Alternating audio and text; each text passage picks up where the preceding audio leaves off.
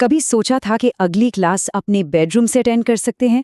या सोचिए, पूरी की पूरी लाइब्रेरी बस एक फ़ोन में फिट हो जाए।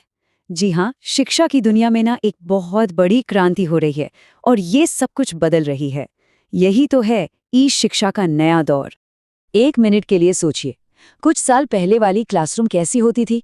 वही चौक, ब्लैक बोर्ड और किताबों से भरे भारी भरकम बस्ते, है ना? और अब आज का जमाना देखिए, ज्ञान अब सिर्फ क्लासरूम की चारदीवारी में बंद नहीं है, बल्कि सचमुच हमारी उंगलियों पर आ गया है।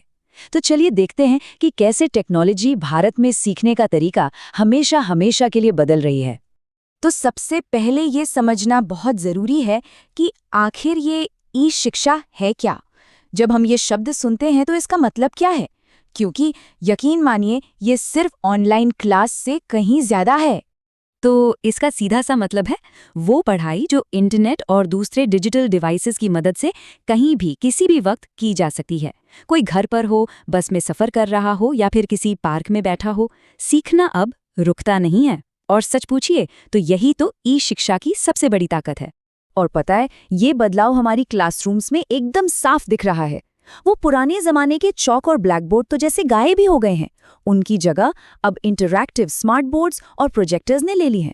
सोचिए, टीचर्स अब वीडियो दिखा सकते हैं, 3D मॉडल्स से मुश्किल चीजें समझा सकते हैं। इससे पढ़ना लिखना न सिर्फ आसान हो गया है, बल्कि कितना ज्यादा दिलचस्प और यादगार भी बन गया है। अच्छा, तो सवाल ये है कि ई शिक्षा काम कैसे करती है। इसे समझने के लिए ना हमें इसके दो मेन तरीकों को जानना होगा, और ये दोनों ही एक दूसरे से काफी अलग हैं। तो पहला तरीका है समकालिक, जिसे हम सिंक्रोनस भी कहते हैं। इसको ना आप एक लाइव वीडियो कॉल की तरह समझ सकते हैं। सब लोग एक ही समय पर जुड़े हुए हैं, टीचर और स्टूडेंट्स एक साथ ऑनलाइन बात करते हैं, बिल्कुल एक लाइव क्लास की तरह। और दूसरा है असमकालिक, यानी एसिंक्रोनस। ये एक ईमेल जैसा है, मतलब आप अपनी मर्जी और अपनी रफ्तार से पहले से रिकॉर्डेड लेक्चर्स देख सकते हैं, पढ़ सकते हैं। ये हमें अपनी सुविधा के हिसाब से सीखने की पूरी पूरी आज़ादी देता है। अब ये जो एसिंक्रोनस तरीका है ना, इसके लिए कई जबरदस्त टूल्स मौजूद हैं। जैसे कोई ऑनलाइन कोर्सेज से एक नई स्किल सीख सकता है, ई बुक्स पढ़ सकता है, और तो और डिस्कशन फोरम पर जाकर दूसरे स्टूडेंट्स के साथ अपने आइडियाज भी शेयर कर सकता है। ये सब मिलकर सीखने को एक बहुत ही पर्सनल और फ्लेक्सिबल एक्सपीरियंस बना देते हैं। अब यहाँ से बात और भी मज़ेदार हो जाती है। पता है क्यों? क्योंकि भारत सरकार ने ई शिक्षा को हर घर, हर इंसान तक पहुंचाने के लिए कुछ बहुत ही बड़े और जबरदस्त कदम उठाए हैं। चलिए इनमें से कुछ खास इनिशिएटिव्स पर एक नजर डालते हैं। तो लिस्ट में सबसे पहले आता है स्वयं, SWAYM। ये एक मैसिव ओपन ऑनलाइन कोर्स यानी कि MOOC प्लेटफॉर्म है, और इसका मकसद बहुत सीधा है, पढ़ाई लिखाई को सभी के लिए आसान बनाना। स्वयं की सबसे खास बात जानते हैं क्या है? इस पर क्लास 9 से लेके पोस्ट ग्रेजुएशन तक के हजारों कोर्स बिल्कुल मुफ्त में मिलते हैं। जी हाँ, बिल्कुल फ्री। इसका मतलब है कि देश के बेस्ट टीचर से सीधे पढ़ने का मौका, वो भी बिना कोई फीस दिए। इससे कोई भी कहीं से भी अपनी नॉलेज और स्किल्स बढ़ा सकता है। और इसकी पॉपुलैरिटी का अंदाजा आप इसी बात से लगा लीजिए कि इस प्लेटफॉर्म पर 1 करोड़ से भी ज्यादा स्टूडेंट्स इनरोल्ड हैं। 1 करोड़! ये तो भारत की कई बड़े बड़े शहरों की आबादी से भी ज्यादा है। ये नंबर अपने आप में एक बहुत बहुत बड़ी कामयाबी है।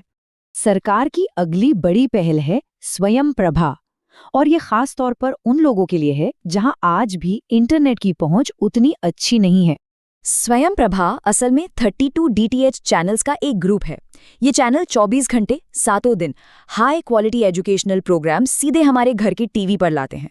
और इसका सबसे बड़ा फायदा, ये ज्ञान को देश के दूर दराज और गांव देहात तक पहुंचाता है, वो भी बिना इंटरनेट के। जरा कल्पना कीजिए, एक ऐसी लाइब्रेरी की जिसमें करोड़ों किताबें हों, हजारों रिसोर्सेज हों, और वो लाइब्रेरी आपके फोन या कंप्यूटर पर बस एक क्लिक दूर हो। जी, यही है national digital library of India, यानी कि NDL। ये ज्ञान का एक बहुत बड़ा खजाना है जो सभी के लिए खुला है। NDL की सबसे अच्छी बात है इसकी सिंगल विंडो सर्च फैसिलिटी। मतलब अब अलग अलग वेबसाइट पर भटकने की कोई जरूरत नहीं, एक ही जगह से कुछ भी खोजा जा सकता है। शायद यही वजह है कि इसके 50 लाख से ज्यादा रजिस्टर्ड यूजर्स हैं। ये दिखाता है कि लोग इसका कितना जबरदस्त फायदा उठा रहे हैं। और ये सुनकर तो आप शायद हैरान रह जाएंगे कि इस लाइब्रेरी में 5 करोड़ से भी ज्यादा डिजिटल रिसोर्सेज मौजूद हैं। इसमें किताबें हैं, आर्टिकल्स हैं, वीडियोस हैं, ऑडियोज हैं, मतलब सब कुछ है। ये सचमुच में ज्ञान का एक महासागर है। ठीक है, अब तक तो हुई किताबी ज्ञान की बात। अब आते हैं स्किल डेवलपमेंट पर। इसके लिए एक बहुत ही बेहतरीन इनिशिएटिव है स्पोकन ट्यूटोरियल। इसका पूरा फोकस प्रैक्टिकल स्किल सिखाने पर है। ये प्रोजेक्ट क्या करता है? ये ओपन सोर्स सॉफ्टवेयर पर ऑडियो वीडियो ट्यूटोरियल्स बनाता है। ओपन सोर्स सॉफ्टवेयर मतलब वो सॉफ्टवेयर जो इस्तेमाल करने के लिए बिल्कुल मुफ्त और खुले होते हैं।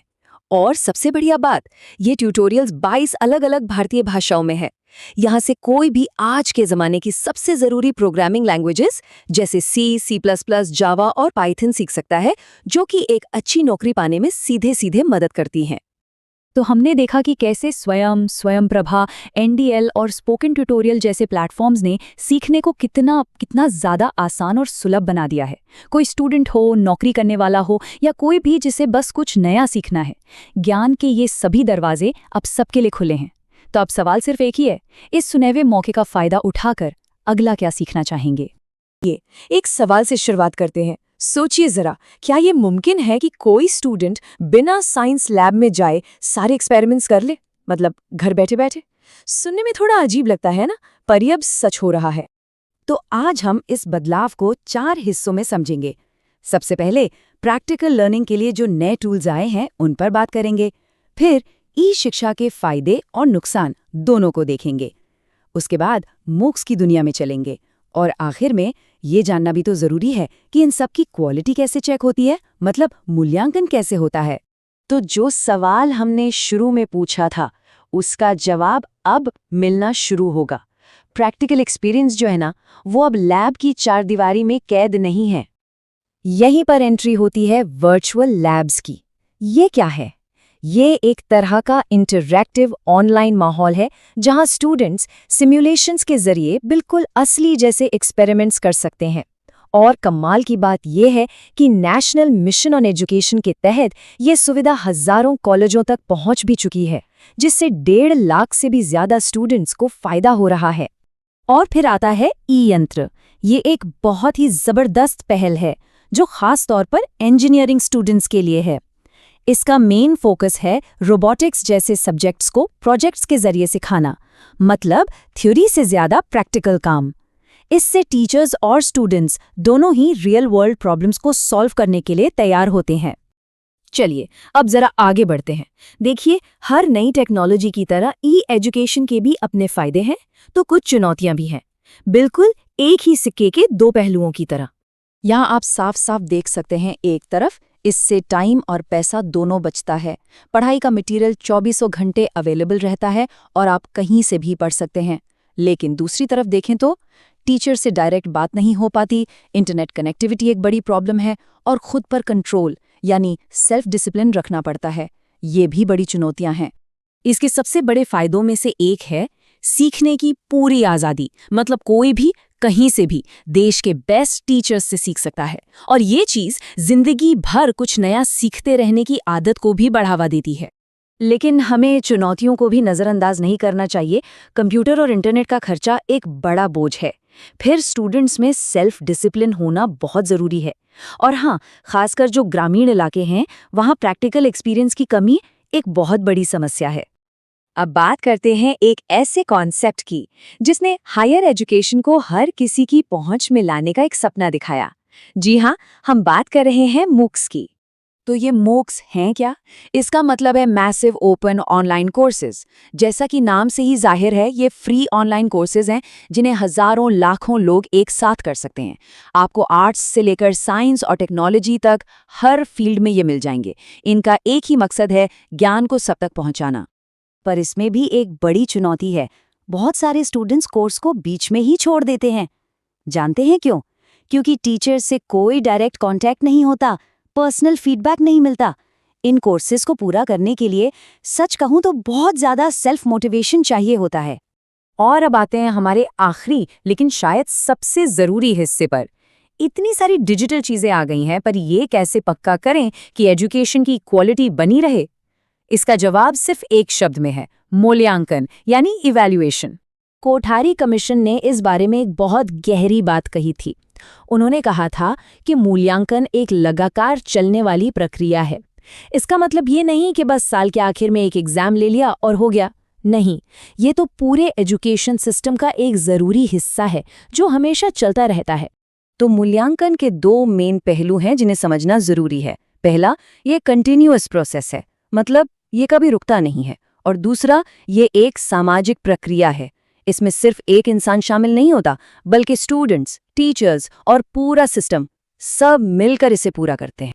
तो अब जब हमारे पास वर्चुअल लैब्स, ई-यंत्र और मूक्स जैसे जबरदस्त टूल्स हैं, तो सीखने का भविष्य कैसा दिखेगा? ये एक ऐसा सवाल है जो हमें सोचने पर मजबूर करता है कि हम ज्ञान को किस नज़र से देखते हैं और इसे आने वाली पीढ़ियों तक कैसे पहुंचाएंगे। इस पर सोचिएगा ज़रूर।